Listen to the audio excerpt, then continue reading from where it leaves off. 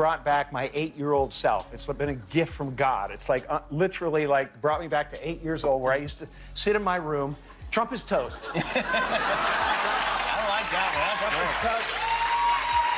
Did you hear the latest from Jim Carrey? The comedian recently unleashed a fiery tirade against Donald and Melania Trump that has everyone talking, and not just because of his trademark humor. This time, Carrey took a no-holds-barred approach, offering a biting critique that blended sharp political commentary with his usual wit. It wasn't just another comedy sketch, it was a searing critique of the political landscape. Yeah, man. And so you just kind of digest the news of the day. It's an affirmation. I'm glad some good is coming out of this stuff. This is Robert Mueller. Robert Mueller putting the squeeze on the president. I want a little... Just to relieve the stress, you know what I mean? Carrey didn't mince words. He called Trump a rabid dog and described his presidency as pure chaos. He also took a jab at Melania, referencing her infamous "I really don't care" jacket in a way that added layers of sharp satirical humor. But here's the thing, this wasn't just about making fun of them. Carrey's comments were a genuine reflection of his concerns about the state of the nation. He argued that Trump's leadership has been more about self-interest than serving the people, and the results have been catastrophic. It's a stress reliever. And here we have... That's Space Force. That's the Space Force, yeah. That's the beginning of Space Force. That's right. Makes me feel good. When you were a kid, would you draw caricatures of your friends, etc.? I did. I drew pictures of my teacher. Oh, really? And I don't have any of those with me. She actually stole... Wow, look at this. I can do anything with it. What makes Carrey's words so compelling is the way he mixes humor with hard truths. He didn't just focus on Trump's controversial policies or erratic behavior. He painted a picture of a man completely out of touch with reality, suggesting that Trump's presidency is like a twisted version of The Truman Show, where he's the star of his own delusional world, oblivious to the chaos he's creating. It's a bold analogy, but in today's political climate, one that resonates. They're my jammies, you know. Finally, after all these years of doing these shows late at night, taping these shows, I finally figured out I can just dress for bed. You learn. That's exactly. Smart. Yeah. I get so tired. Do you wear the shoes to bed or the No, those go. Those go. But I keep the black socks because I'm 56. Is that the rule? Once you hit a certain age, you go with the black socks? Yeah, it's 50. You got the garters. It's fantastic.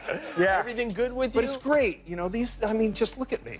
But Carrey didn't stop there. He also blasted the broader culture of dishonesty that he believes Trump has normalized. He voiced serious concern over how lying has become so widespread that it's shaping the way future generations view truth and integrity. It's a chilling thought, and one Carrey delivered with urgency, as if to say, we're heading into dangerous territory. What really sets Carrey apart is how he uses his art to amplify his message. He's not just making jokes. He's creating satirical paintings of Trump, portraying him as everything from a wicked witch to a piece of toast. These aren't just entertaining works, they're forms of protest, challenging the status quo and sparking important conversations. Whether or not you agree with Carrey's views, you can't deny the power of his creativity.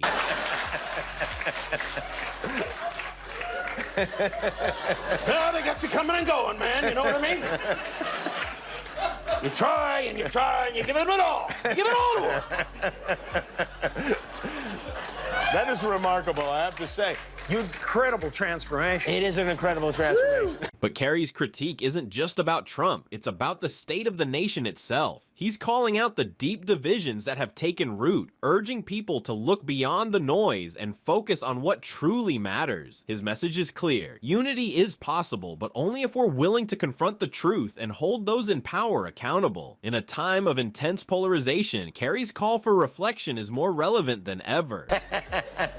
Who was the teacher Watch you this. drew? Oh, yeah, all right.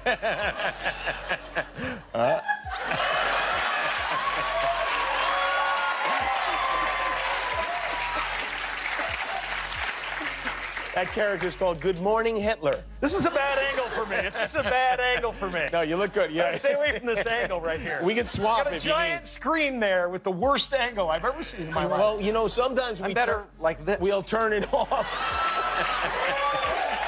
So what's next for Jim Carrey? One thing's for sure, he's not backing down. Whether he's painting, speaking out, or using his comedy to raise awareness, Carrey is making sure his voice is heard. And while not everyone may agree with his perspective, it's impossible to ignore the impact of his words. Love him or hate him, Carrey is proving that sometimes the most powerful statements come from the most unexpected places.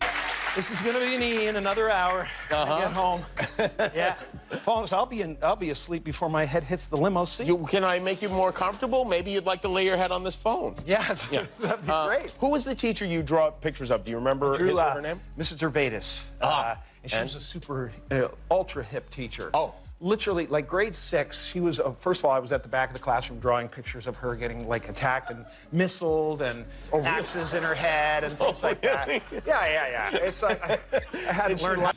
And now, let's turn to Jimmy Kimmel, who recently delivered a hilarious and pointed take on Donald and Melania Trump that left audiences both stunned and roaring with laughter. The late-night host dove headfirst into the Trump's public persona with his signature mix of sharp wit and fearless commentary. From Melania's icy demeanor to Trump's never-ending stream of controversies, Kimmel turned their public lives into comedy gold. But this wasn't just a roast, it was an expert display of political satire.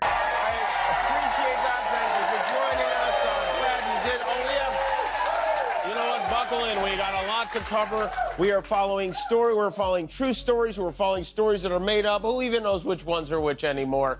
And who even cares? It's been 5 weeks since Joe Biden rode off to the great senior water aerobics class in the sky, and since then so much has happened, so many great things. Inflation is up, unemployment is up, eggs cost more than iPhones, the measles is back.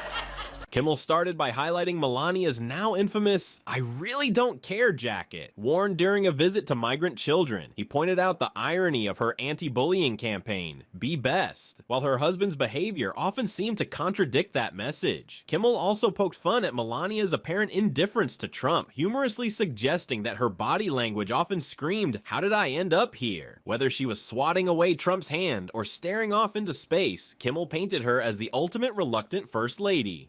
I'm getting dizzy just thinking about how great America is again. I'm tired of all the winning. I am. In Washington, no one seems to know what the hell is going on. Elon Musk still doing the chainsaw massacre of the federal workforce.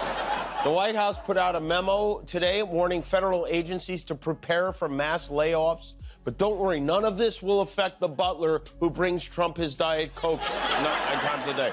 You know, they sent an email. But Kimmel didn't stop there. He went after Trump's bizarre habits, including his obsession with classified documents and his inability to answer simple questions without descending into incoherent rambling. Kimmel compared Trump's handling of sensitive information to a raccoon hoarding shiny objects, but with worse judgment. And as for Trump's infamous Twitter rants, Kimmel joked that if Trump's thumbs had a union, they'd be on strike by now. Employees instructing them to share 5 things they accomplished last week. Trump said they would be fired if they didn't, then said they wouldn't be fired. Then he said they would be semi-fired. Now he's saying they'll be wood-fired with caramelized onions and maybe a little handful of Asiago cheese. But Guillermo, you don't work for the government. No, Jimmy. As far as we know, you don't work for the government, no, right? Jimmy. All right. So I thought it would be interesting to ask Guillermo to write down 5 things he did at work this week.